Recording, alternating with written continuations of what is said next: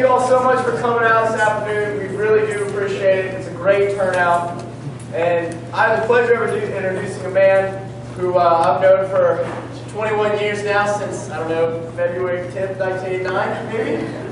And he is a man who's been a lot to me, and really, he's raised me.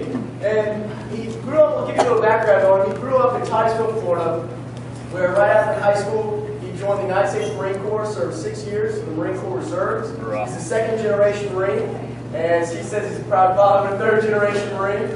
And after he got out of the Marine Corps, he was in the Reserves for some time, came up and went to school at Regent to get his MBA. After he did that, he started working at a car dealership some of y'all may remember as Conley Phillips. Worked there, and in 1991, he bought his first car dealership on North Military Highway. He worked there incredibly hard to provide a good living for my family and my mom, and I'm very grateful for that. Now, before I introduce him, I have a quick video that I want to show you. It's the same video that we showed at our campaign kickoff, where almost 600 people were in attendance, including Janine McDonald, we're very grateful for her emceeing for us, and even the governor, Bob McDonald, he came. We were very, very pleased to have that happen. So, before you see Scott, I'd like to play this quick video for you.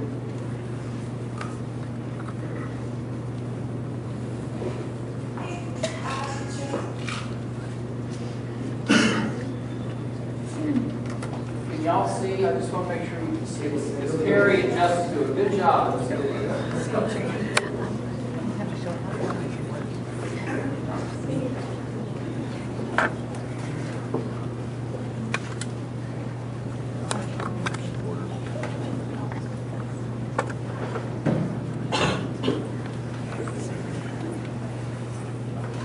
He's a great leader. He's not afraid to make the tough decisions. See, I trust Scott not only to make decisions that benefit our community today, but my kids and their kids, generations to come.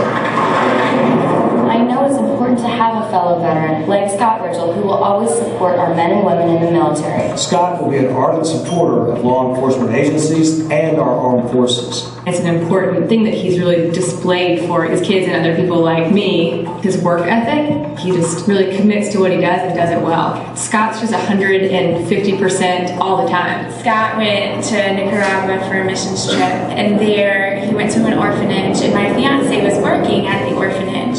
Rohair Orozco, Scott invited Rohair to come to the States for an education. From the very beginning, Rohair became part of their family, so I'm forever grateful for that. He's a patriot, a great American, a guy who really brought himself up by his own bootstraps in the cleaning business and then back to school, get his master's to decide that he also should have the opportunity to live the American dream and create a car dealership and to build a great company. He understands what it's like to sign paychecks. It's got to work to make sure that our tax burden is fair and regulations allow businesses to thrive. Scott Ridgell is exactly the man we need in Washington. Someone who has literally created hundreds of new jobs and will always be a friend to small business. It's nice to have people say I'm on board with you. It's people who believe in him saying, Scott, we're with you. We're behind you 110%. It's not about, well, look how many endorsements I've got. Isn't that awesome? It's about people getting on board with him and saying, Scott, we support you. He thinks it's very important that it come from the people, that they want him to run. That people need to fully believe that he's the best candidate to represent them. My grandfather served active duty, Iwo Jima, Tinian, Saipan. My father served 6 years. He never got activated. My dad, like me, feels that it's very important to serve your country. He thought it was his duty to say, I need to set off a few years of my life that says, I'm here if they need me. The same way that when I came up, I said, I'm here for them if they need me. It's in the family. We've got both of my cousins, my dad's sister and sons. Both of them were in. One of them in the reserves, one of them active duty, one of them's in Afghanistan right now.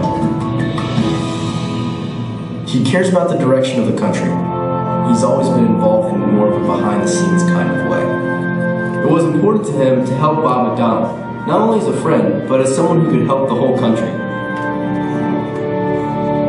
For the folks that say, well, Scott's out of touch, he's just a big car dealer, you can't relate to anybody. he wasn't always the Freedom Automotive guy. The guy didn't have anything. My mom and him moved all of their furniture from Florida to Virginia in one little U-Haul trailer behind a station wagon, everything they owned. They started a cleaning business where they cleaned homes, they also cleaned office buildings. He wasn't always this big car dealer. At one point, he didn't have anything. Things that people need to know.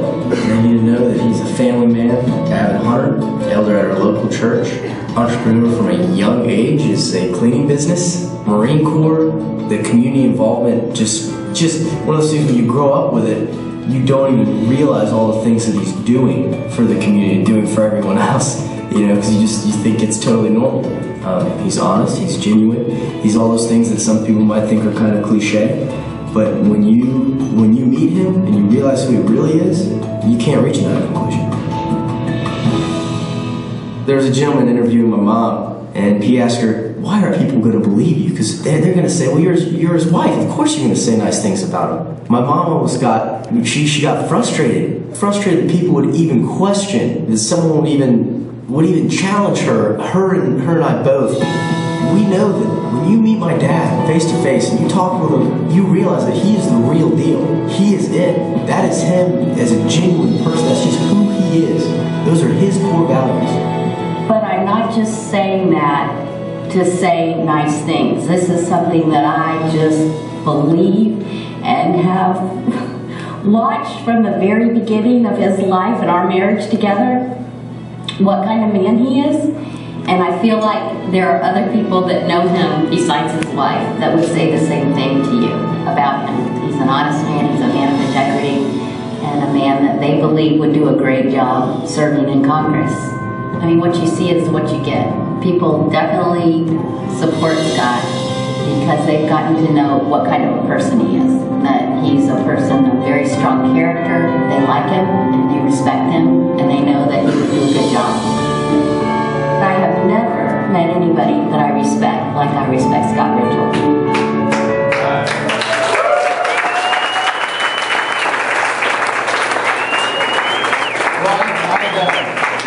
I would certainly vote for Terry Ridgel. I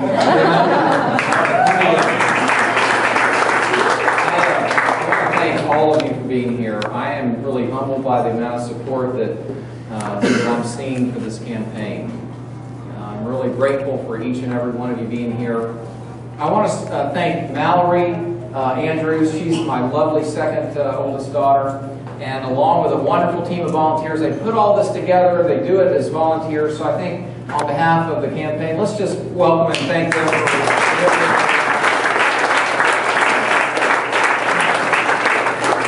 Well, I really appreciate this opportunity to share a few words with you about why I'm running and what I'm determined to accomplish if I have the privilege to serve you and your families in our United States Congress.